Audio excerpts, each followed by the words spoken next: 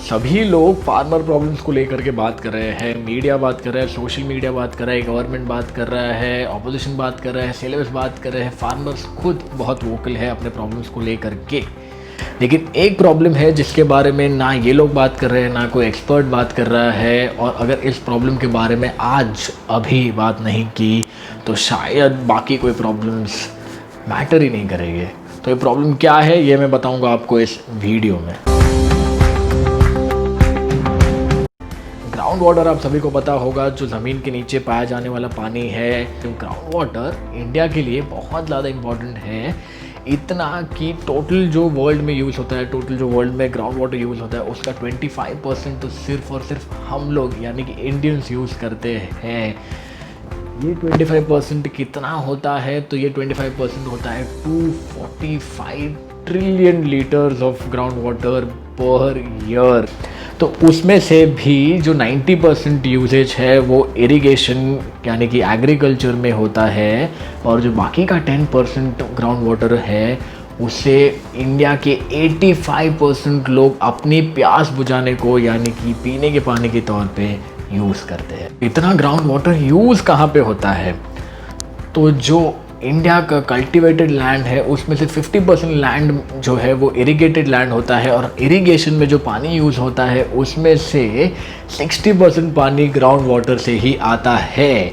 और दूसरा ये कि हमारा जो 130 करोड़ का पॉपुलेशन है उसे रोज़ खाने में या तो राइस चाहिए या तो रोटी चाहिए, यानी कि वीट का यूज़ चाहिए ही चाहिए। और राइस को 1 किलो राइस को ग्रो करने के लिए करीबन 3000 लीटर पानी यूज़ होता है।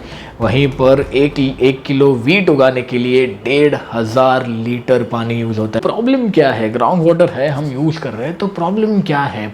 जो इंडो गैंगेटिक रीजन है, नॉर्थ वेस्टर्न स्टेट्स है, सेंट्रल स्टेट्स है और जो वेस्टर्न स्टेट्स है, इन सारे स्टेट्स में जो ग्राउंड वाटर लेवल्स है वो काफ़ी ज़्यादा हद तक डिप्लीट हो रहे हैं, यानी कि कम हो रहे हैं। तो सेंट्रल ग्राउंड वाटर बोर्ड है जो मिनिस्ट्री ऑफ जल शक्ति के अंडर में आता है, मोर देन 13,000 वेल्स को मॉनिटर करता है across India to understand ground water कितना रेट से डिप्लीट हो रहा है। और उनके हिसाब से 2019 में more than 60% of the wells have shown depleting trend in ground water, यानी कि ग्राउंड वाटर डिप्लीट हो रहा है more than 60% of the places में। यहाँ पर पंजाब और हरियाणा में मोर देन 65% वेल्स से ग्राउंड वाटर डिप्लीट हो चुका है। महाराष्ट्र में तो मोर देन 75% वेल्स से ग्राउंड वाटर डिप्लीट हुआ है, और कर्नाटका में तो वो नंबर ओवर 80% है। इससे ये होता है कि आज के ज़माने में अगर पंजाब में कोई फार्मर है जिसे ग्राउंड वाटर की ज़रूरत है तो उसे at least 150 to 200 feet deep dig करना पड़ेगा to get the ground water. यहीं पर अगर उसके दादाजी 1960s में यही चीज़ ट्राई करते, जब ग्रीन रेवोल्यूशन हुआ था तब 15 से 20 फीट खोदते ही पानी मिल जाता था। इतना डीप ग्राउंड वाटर निकालने के लिए बोरवेल की ज़रूरत पड़ती है, बोरवेल को ऑपरेट करने के लिए पंप की ज़रूरत पड़ती है, और उस पंप को ऑपरेट करने के लिए इलेक्ट्रिसिटी की ज़रूरत पड़ती है। हालांकि इलेक्ट्रिसिटी फार्मर्स के लिए काफ़ी सारे स्टेट्स में सब्सिडाइज है, फिर भी ये सारा जो सेटअप है वो बहुत महंगा हो जाता है और इसके लिए फार्मर्स लोन लेते हैं।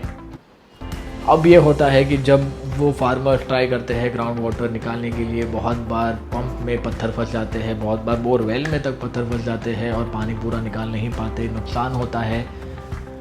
लोन्स तो ऑलरेडी लिया है तो फार्मर स्ट्रेस बढ़ता है, और स्ट्रेस बढ़ता है फार्मर का तो पूरे देश को और फार्मर को दोनों को नुकसान होता है। इसके अलावा जैसे कि मैंने पहले आपसे कहा था कि 85% of the Indians are directly dependent on ground water for the drinking water needs.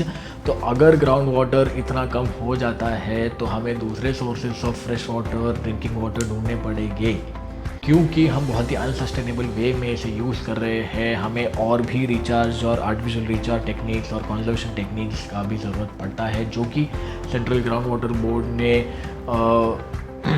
List down किया है अपने वेबसाइट पे। और क्योंकि water is a subject of state तो ये रिस्पॉन्सिबिलिटी फाइनली स्टेट पे आता है कि वो कैसे इन आर्टिफिशियल टेक्निक्स को अपने स्टेट्स में इम्प्लीमेंट करे। दूसरा जो सोल्यूशन है वो है यूजिंग टेंजियोमीटर्स। टेंजियोमीटर्स का काम होता है सॉइल मॉइस्चर बताना। तो जब सॉइल मॉइस्चर एक लेवल के ऊपर होता है तब इरिगेशन का तभी ज़रूरत नहीं होता है। जब इरिगेशन नहीं होगा तो ग्राउंड वाटर का यूज़ नहीं होगा और इलेक्ट्रिसिटी भी बचेगी। पंजाब के 5-6 डिस्ट्रिक्ट में ये टेंजियोमीटर्स को यूज़ किया गया था और वहाँ पे एटलीस्ट 10 to 35% तक ग्राउंड वाटर को बचाया गया था। आजकल जो भी बातें हो रही है वो सरफेस के ऊपर के प्रॉब्लम्स के बारे में हो रही है और सरफेस के नीचे जो प्रॉब्लम्स चल रहे हैं इसके बारे में शायद ही कोई बात कर रहा है। अगर बात नहीं की तो उन प्रॉब्लम्स के बारे में बात करके कोई फ़ायदा ही नहीं है।